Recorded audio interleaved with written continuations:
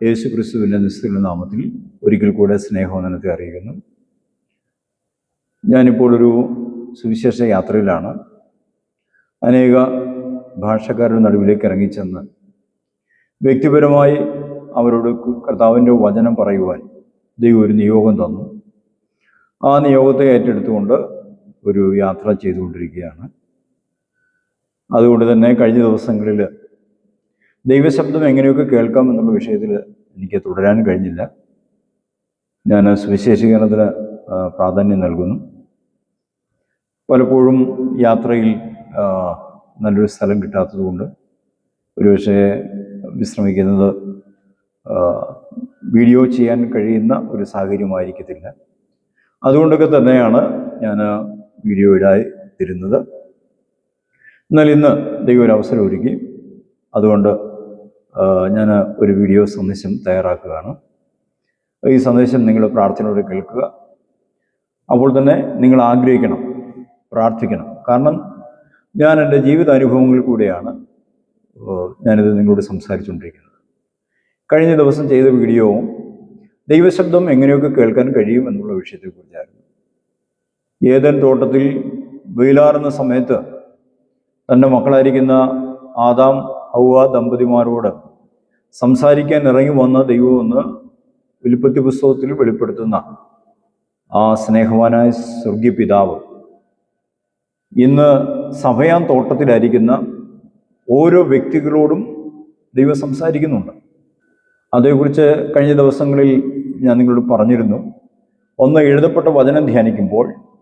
രണ്ട്, ദൈവസഭകളിൽ അല്ലെങ്കിൽ നമ്മുടെ പ്രാർത്ഥനാ കൂട്ടങ്ങളിൽ ഒരു വ്യക്തി ദൈവവചനമായിട്ട് എഴുന്നേറ്റ് നിൽക്കുമ്പോൾ അയാളിൽ കൂടെ കേൾക്കുന്ന ദൈവശബ്ദം. അപ്പോസ്തലനായ പൗലോസ് അതേക്കുറിച്ച് ഇങ്ങനെ പറഞ്ഞ്, ഞങ്ങൾ ക്രിസ്തുവിൻ്റെ സ്ഥാനപതികളായി.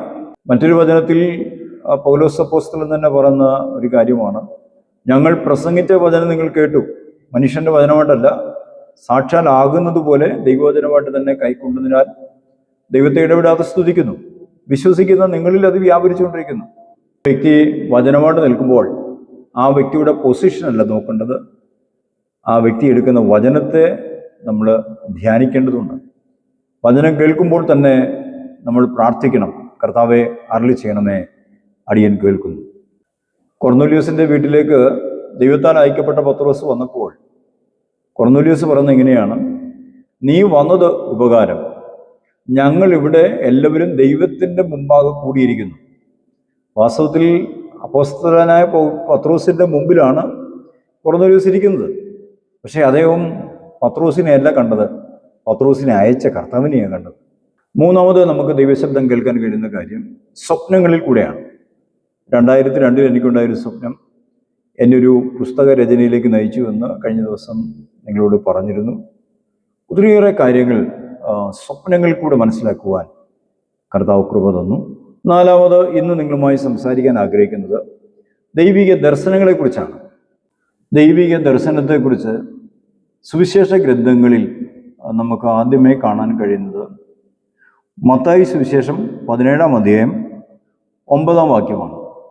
യേശുക്രിസ്തു മറുരൂപമലയിൽ 3 ശിഷ്യന്മാരുമായിട്ടിരിക്കുമ്പോൾ കർത്താവിൻ്റെ വസ്ത്രം വെളിച്ചം പോലെ വെള്ളയായി തീർന്നുവെന്നും ഏലിയാവും മോശയും യേശു കർത്താവിനോട് സംസാരിക്കുന്നത് കണ്ടു എന്നൊക്കെ ഒരു ദർശനത്തിൽ അവർ കാണുന്നത് കർത്താവ് തന്നെ പറയുന്നുണ്ട്.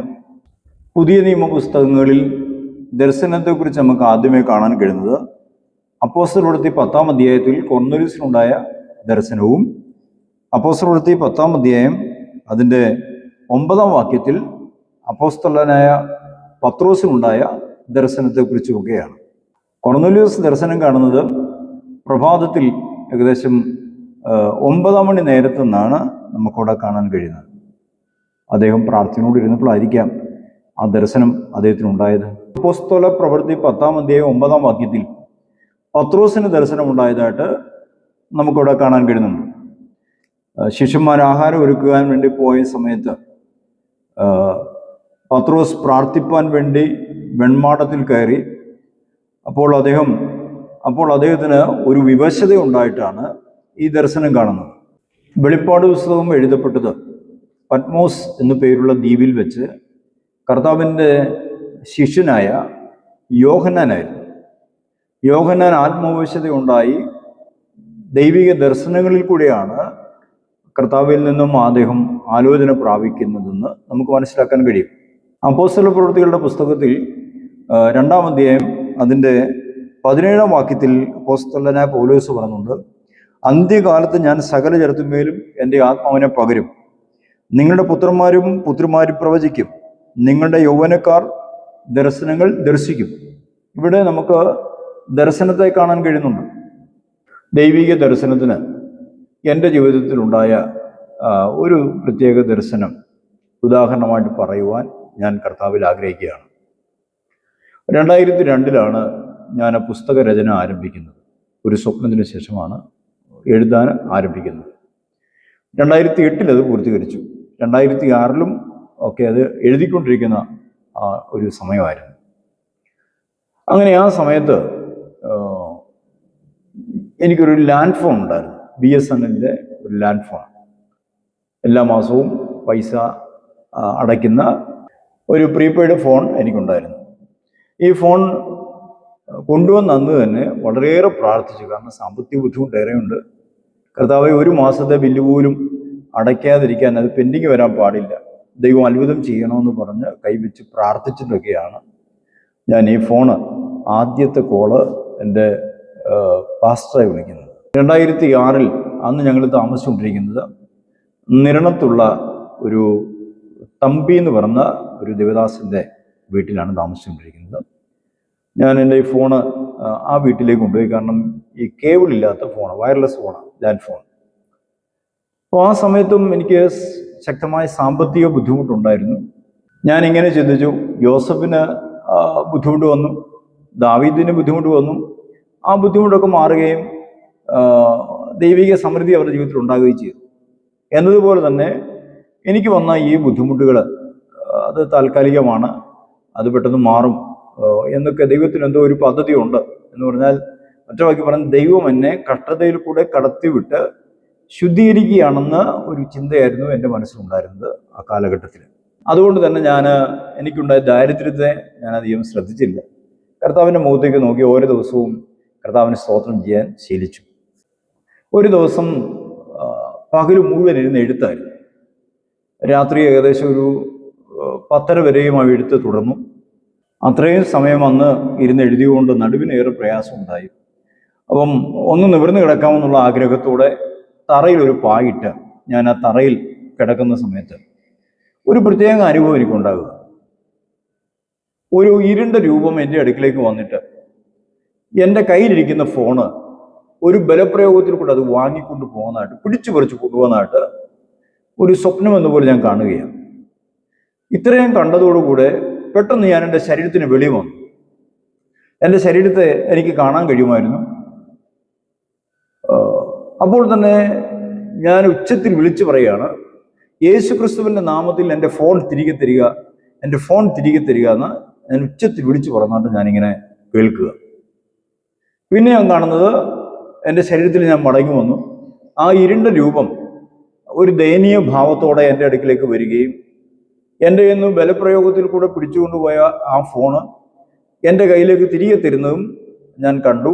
ഇത്രയും കണ്ടതോടുകൂടി ഞാൻ പെട്ടെന്ന് ഞാൻ കിടക്കയിൽ നിന്ന് ചാടി എഴുന്നേറ്റു. ഈ ഒരു അനുഭവം എനിക്കുണ്ടായെങ്കിലും ഞാൻ അപ്പോൾ ഉറങ്ങിയിരുന്നില്ല. വാസ്തവത്തിൽ ജസ്റ്റ് കൊണ്ട് കിടന്നത് മാത്രമേ ഉള്ളൂ. ഉറക്കത്തിലേക്ക് പോയില്ല. ഞാൻ എൻ്റെ ശരീരത്തിന് വെളി വരുന്നതായിട്ടും അതിശബ്ദത്തോടെ യേശു ക്രിസ്തുവിൻ്റെ നാമത്തിൽ എൻ്റെ ഫോൺ തിരികെ തരിക എന്ന് പറയുന്നതൊക്കെ ഞാൻ വളരെ, അതൊരു തോന്നലായിരുന്നില്ല, വളരെ വ്യക്തമായി അനുഭവിച്ച കാര്യമാണ്. ഞാൻ എൻ്റെ ശരീരത്തെ കണ്ടു, ആ ഇരുണ്ട രൂപത്തെ ഞാൻ കണ്ടു. ഞാൻ പെട്ടെന്ന് എഴുന്നേറ്റ് എൻ്റെ ഫോൺ ഇരിക്കുന്ന സ്ഥലത്തേക്ക് നോക്കി. മേശപ്പുറത്ത് ആ ഫോൺ ഇരിപ്പുണ്ട്. പിന്നെന്താ ഇങ്ങനെ ഒരു അനുഭവം ഉണ്ടായത് എന്നിങ്ങനെ ഞാൻ വിചാരിച്ച് ആ ഫോൺ ബില്ലെടുത്ത് നോക്കി. അപ്പോൾ അന്ന് രാത്രി കൊണ്ട് എൻ്റെ ഫോണിൻ്റെ ഇൻകമിങ് കോളും കട്ടാകുക എന്ന് പറഞ്ഞാൽ ഫോൺ പൂർണ്ണമായിട്ട് വിച്ഛേദിക്കപ്പെടുകയാണ്. 1 മാസം മുമ്പ് ഔട്ട് ഗോയിങ് കോള് കട്ടായി പോയി, കാരണം അതിൻ്റെ ബില്ലടച്ചിട്ടില്ല. പിന്നെ 1 മാസമായി ഇൻകമിങ് കോളും ഇപ്പോൾ അന്ന് രാത്രി കൊണ്ട് കട്ടാകുകയാണ്. ദൈവം എന്നെ ദാരിദ്ര്യത്തിൽ കൂടെ കടത്തിവിട്ട് ശുദ്ധീകരിക്കുകയാണെന്നുള്ള ചിന്തയെ മാറ്റുവാൻ, എന്താണ് എൻ്റെ ജീവിതത്തിൽ സംഭവിച്ചുകൊണ്ടിരിക്കുന്നതെന്ന് വെളിപ്പെടുത്തുവാൻ തക്കവണ്ണം ദൈവം ഒരു പ്രത്യേക ദർശനം തരികയായിരുന്നു എന്നാണ് ഞാനതേക്കുറിച്ച് വിശ്വസിക്കുന്നത്. എൻ്റെ ജീവിതത്തിലെ സാമ്പത്തിക നന്മകളെ തടയുന്ന അല്ലെങ്കിൽ മോഷ്ടിച്ചു കൊണ്ടുപോകുന്ന ദുഷ്ടനെ ദൈവം എനിക്ക് വെളിപ്പെടുത്തുകയായിരുന്നു. ദൈവമക്കളെ, ദൈവിക മർമ്മങ്ങൾ ദൈവം സ്വപ്നത്തിൽ കൂടെ മാത്രമല്ല, ദൈവം ദർശനങ്ങളിൽ കൂടെ നമ്മോട് സംസാരിക്കുന്നുണ്ട്. എനിക്കുണ്ടായ ആ ഒരു ദർശനത്തിൽ കൂടെ ഞാൻ മനസ്സിലാക്കുന്നു, കർത്താവ് ഇന്നും ദർശനങ്ങളിൽ കൂടെ നമ്മോട് സംസാരിക്കുന്നുണ്ട്. അബ്രഹാമിനോട് ദൈവം ദർശനത്തിൽ സംസാരിക്കുന്നതായിട്ട് കാണാൻ കഴിയുന്നുണ്ട്. ദാനിയേലിനോട് ദൈവം ദർശനത്തിൽ സംസാരിക്കുന്നത് കാണാൻ കഴിയുന്നുണ്ട്. പുതിയ നിയമത്തിൽ മറുരൂപമലയിൽ യേശു കർത്താവ് ശിഷ്യന്മാരുടെ മുമ്പിൽ വെളിപ്പെടുന്നാണ്ട് അവർക്ക് ദർശനത്തിൽ അവർ കാണുകയാണ്. അതുപോലെ അപ്പോസ്തല പ്രവൃത്തി 2-ാം അധ്യായം 17-ാം വാക്യത്തിൽ പറഞ്ഞു, യുവാക്കൾക്ക് ദർശനം ഉണ്ടാവും. പത്മോസിന്റെ ഏകാന്തതയിൽ കിടന്ന യോഹന്നാന് ദൈവിക ദർശനമുണ്ടായി. അങ്ങനെയെങ്കിൽ നമുക്കും ആഗ്രഹിക്കുക ദൈവമക്കളെ, പ്രാർത്ഥിച്ചാട്ടെ, വചനം ധ്യാനിച്ചാട്ടെ, ആത്മാവിനെ അനുസരിച്ച് നടന്നാട്ടെ, ദൈവം ദർശനങ്ങൾ കൂടെ നമ്മോട് സംസാരിക്കും. തിരുവെഴുത്തിൽ പറഞ്ഞു, ദൈവം തൻ്റെ ഭക്തന്മാരുടെ ആഗ്രഹങ്ങളെ മാനിക്കും. നമുക്ക് പ്രതീക്ഷിക്കാം ദൈവം നമ്മോട് ദർശനങ്ങൾ കൂടെ സംസാരിക്കട്ടെ.